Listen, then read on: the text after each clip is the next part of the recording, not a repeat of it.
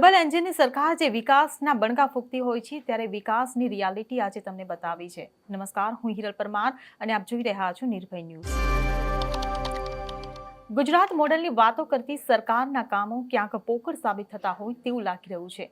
ઉત્તર ગુજરાતના બનાસકાંઠાના ડીસા તાલુકામાં કે જેમાં 124 ગામો આવેલા છે ત્યારે આ ગામોના મોટી સંખ્યામાં અરજદારો પોતાના વિવિધ સરકારી કામો કરાવવા ડીસામાં આવેલી મામલતદાર કચેરી ખાતે આવતા હોય છે, જેમાં તેમની સૌથી મોટી મુશ્કેલી જે પડે છે તે છે કચેરીમાં પ્રવેશવાનો મુખ્ય રોડ, જ્યાં વગર ચોમાસે અહીં ચોમાસા જેવી સ્થિતિ ઊભી થાય છે।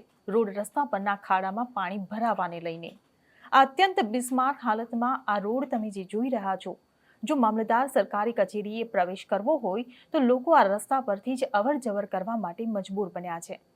એટલું જ નહીં, માટી સહિત કાંકરી ધરાવતો આ રોડ લોકોના સ્વાસ્થ્ય પર હાલ ખૂબ જ મોટી અસર કરી રહ્યો છે। વાહન ચાલકો અવારનવાર આ રોડ પર જતા ફંગોળાતા હોય છે, જેનાથી અકસ્માતના ડર સાથે મોતનો પણ સિલસિલો અહીં યથાવત જોવા મળી રહ્યો છે।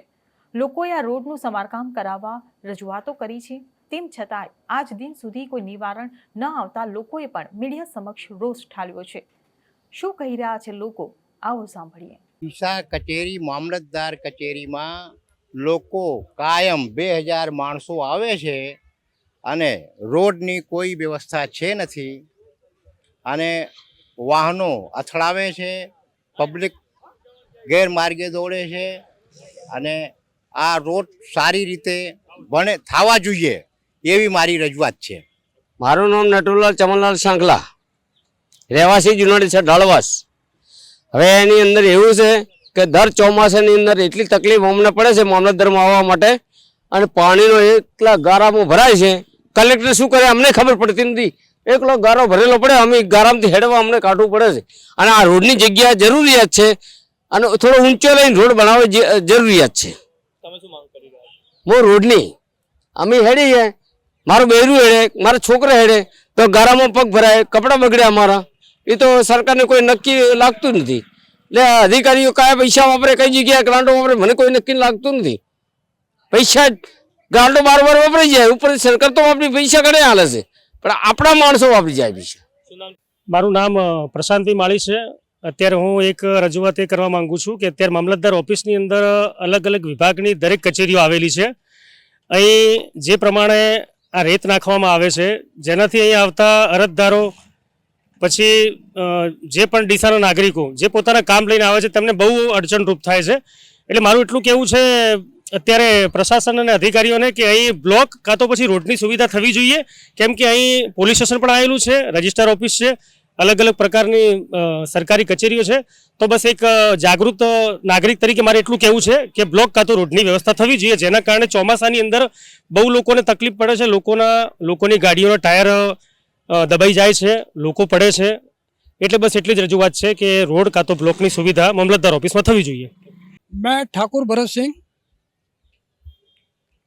मेरी आपसे अर्ज है सरकार श्री से कि मैं ध्वजन वंदन के नीचे खड़ा हूँ और मैं 15 अगस्त और 26 जनवरी के दिन ध्वजवंदन दिन के दिन आता हूँ। खास करके बारिश के मौसम में 15 अगस्त के दिन यहाँ चारों तरफ कीचड़ होता है। यहाँ मामलतदार एग्जीक्यूटिव मजिस्ट्रेट साहब की ऑफिस है, सब जेल है, यहाँ काफ़ी ऑफिसें हैं, लोगों का कम से कम 5 से 10 हज़ार लोगों का आना जाना होता है। वो यहाँ गाड़ियाँ भी इतनी चलती हैं, मिट्टी भी इतनी उड़ती है। तो मेरी आपसे गुजारिश है, दरख्वास्त है, निवेदन है, प्रार्थना है कि इस पूरे इलाके को सीमेंटेड करवा दिया जाए या पेवर बिछाया जाए ताकि जनता को कोई परेशानी न हो। मुझे तो बड़ा ताज्जुब हो रहा है, इतने बड़े बड़े काम हो रहे हैं इंफ्रास्ट्रक्चर के, करोड़ों करोड़ों रुपया के, तो जो इतनी दिन रात ये लोग आते जाते हैं, सब काम करते हैं, उनका यूनिफॉर्म खराब होता है, गाड़ी खराब होती है, जूते खराब होते हैं, सांस के अंदर मिट्टी जाती है, लोगों को सांस की तकलीफ होती है। तो मेरी ये गुजारिश है कि साहब इतने बड़े बड़े काम हो रहे हैं तो इस काम को आप क्यों नहीं कर रहे हो। मेरी प्रार्थना सुनिए, मेरे साथ पूरे इस इलाके की जनता की प्रार्थना है कि जल्द से जल्द इसको आप सीमेंटेड करवाइए या पेवर डालवाइए या ऐसा काम कीजिए ताकि बारिश में किसी को परेशानी न हो, मौसम में परेशानी न हो, चाहे 15 अगस्त हो, 26 जनवरी हो या किसी भी तरह का कोई भी यहाँ समारंभ हो, होते ही रहते हैं।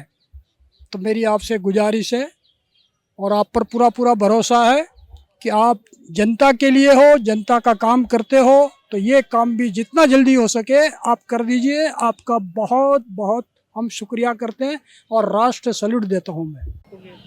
ડીસા મામલતદાર કચેરી નિર્ભય ન્યૂઝની ટીમ આજે એવા સ્થળ પર પહોંચી છે।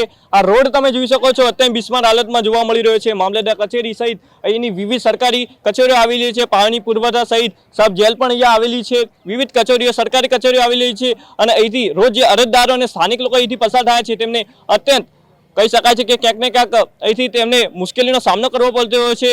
ચોમાસાની સ્થિતિની વાત કરવા પર તો અહીંયા બહુ જ કથિત સ્થિતિ બનતી હોય છે।